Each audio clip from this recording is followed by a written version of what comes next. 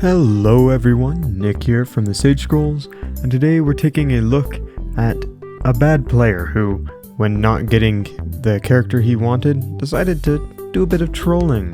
That didn't really land well, and it didn't really end well for him either. So, without further ado, let's get into it.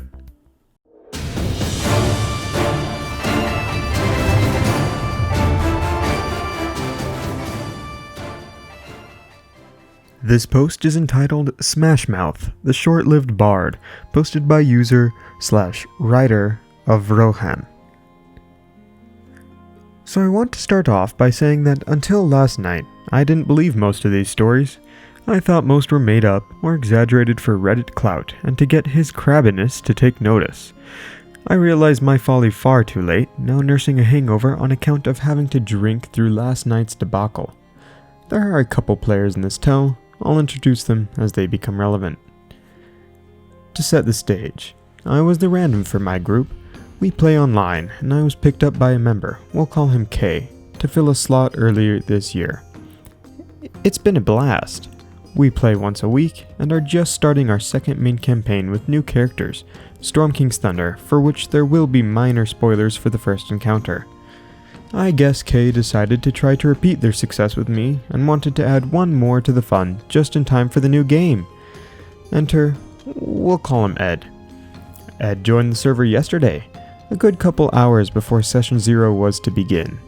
Just in the chat, I could already tell that something felt a bit off about Ed. Nearly immediately, there was the beginnings of an argument between him and one of the longtime players in this group, C. Ed was asking about the main cultural influence for the campaign, meaning what kind of real-world inspiration it would take. C didn't understand because, well, it's a published campaign set in the Sword Coast. Most 5th edition players know what they're getting into with that, but not Ed. Ed, apparently, was hoping that this was a Greek-inspired game because he wanted to play Alexander the Great. Not a conqueror-leader archetype, but a literal Greek fighter noble named Alexander. Odd, but fine. Do your thing, weird Greek fetishist. Discussion settles down, time passes, nearly time to start session 0. I join the call 10 minutes before the session. Ed is already in the call with C, and our DM who we'll call A. A is a super chill guy. I've never heard the man ever raise his voice until tonight.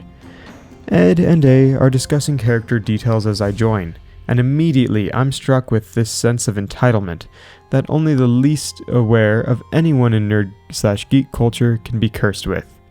Mouth breathing? Check. Talking over the DM? Check. Talking over C as he tries to get some input on his character? Check. I message A, expressing my concerns about Ed. The time is 7:58 p.m., and we still have some time to go. Eventually K joins, as does C's son, H. Around this time, Ed begins expressing his conditions for using his Alexander the Knockoff PC. Not requests, but conditions as if we must concede to meet his standards. Firstly, he must be a high-ranking cult member. Secondly, this Illuminati-style cult, his words, not mine, must show up every couple sessions so he can use their resources and not just have them as a window dressing for his character. All this is followed by a solid 15 to 20 seconds of complete silence from A. A little background on A, he works 50 plus hours a week, goes to night classes, and is closing on a house, so his spare time is next to 0. As a compromise, A suggested that maybe Ed should take a look at the factions for 5e, and he could reflavor the Harpers to seem a little more culty. Not good enough. Ed, in his congested worst nerd stereotype, declares that if A wouldn't meet him halfway, then his character shouldn't work. A steps out to smoke, leaving the rest of us with him. Ed states that he'll make things easier on A, and just look through the module himself for NPCs to be in the cult. At this point, I had to mute myself and audibly complain to my roommate, who I play D&D with in our own game that I run. If any of my players told me that they'd look through the book to change how I run my game, I'd start homebrewing the crap out of everything to thwart the inevitable metagaming to come up. C piped up and said it wasn't fair for him to expect A to put in all the extra work for his character when he made it clear how strapped for time he is and how he'd be running this game pretty close to the module. But he already agreed. I'm just making it easy for him to do now, whined Ed. Time, 8:20 p.m. I'm pouring my third drink because, oh boy, I need it. A does return and tries to work out something with Ed. He suggests reflavoring a faction again denied. He suggests trying to work in, minor spoilers here, a reworked Cult of the Dragon, as they were going to be in the campaign anyway. Denied. A suggests maybe there's something waiting for him in one of the bigger cities when they get there, to which a frustrated Ed laments. Well, then I guess my character won't work. There's a moment of silence before I reply, well, no, not if you're going to be that inflexible about your concept. I'm trying to be flexible, but I guess I'll have to figure out another character, since you won't do anything.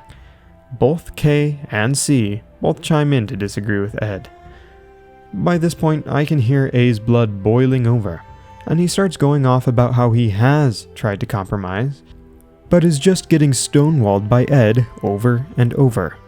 I step in, try to diffuse, and explain very calmly about how busy A is, and how the rest of us have made adjustments to our characters as needed to fit with what we want and what A can manage to work in with his current situation.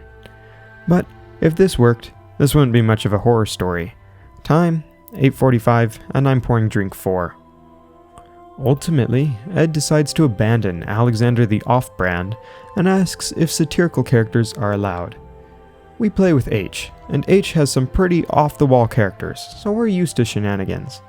Amazingly, after everything A still said yes. Why? I don't know. I'm not in charge here. By this time, K had privately apologized to us for whatever Ed is. And Ed? Well, he begins creating Smash Mouth. First name, last name, Smash Mouth. A bard who he giddily explains while mouth breathing through eating a slice of pizza will be a bard who only sings. One guess to the lucky follower of the one true crab god what he sings. The prize will be some crap covered in glitter, because all that glitters is gold.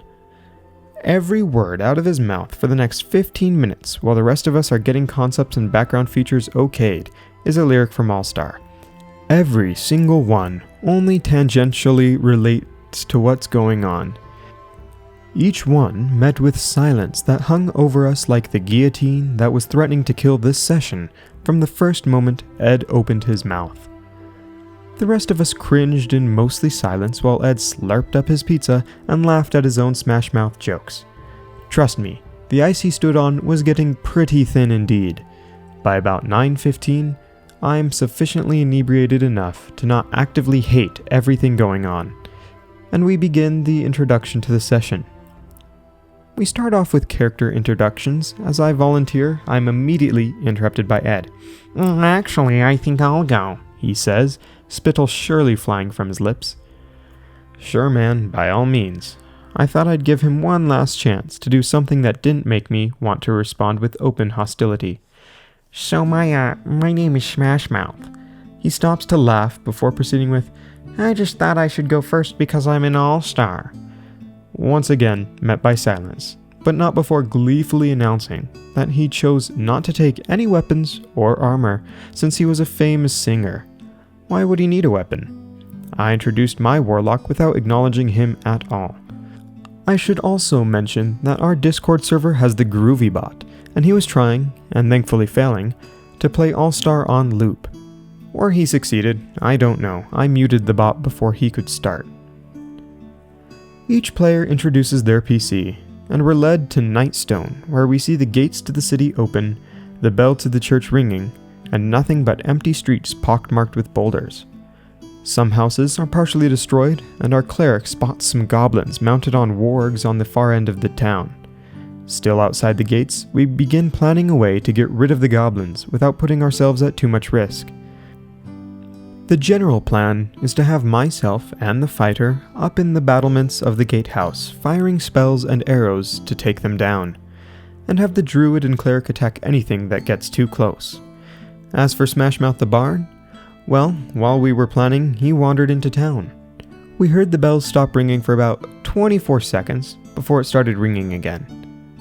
After some successful goblin killing, we did eventually find Smashmouth stabbed to death in the church. At the digital D&D table, however, things looked a little differently. He chose to walk into town and into the church. The goblins didn't notice him since the bell was so loud. What's the best call here? An unarmed bard? Call out to the goblins? Yep, that's the move.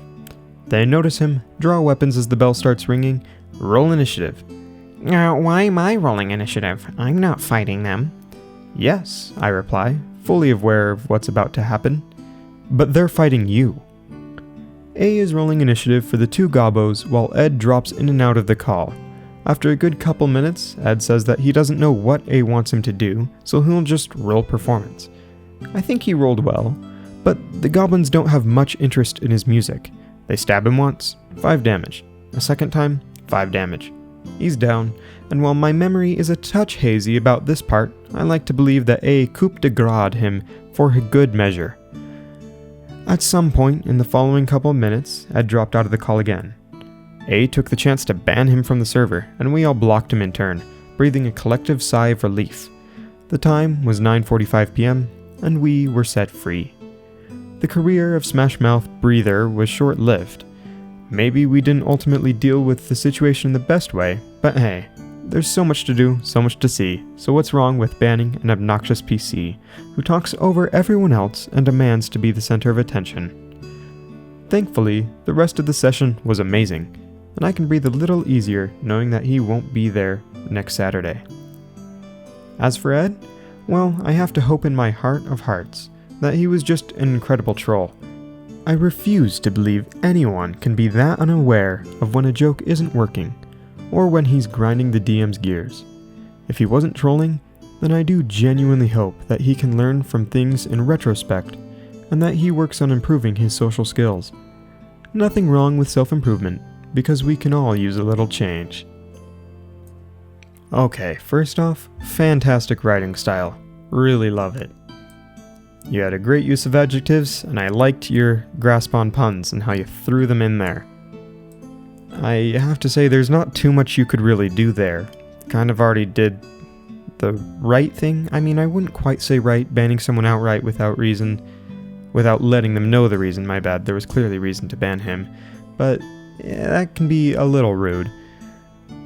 The big problem here was just he was expecting a different type of game to the one that he was invited to.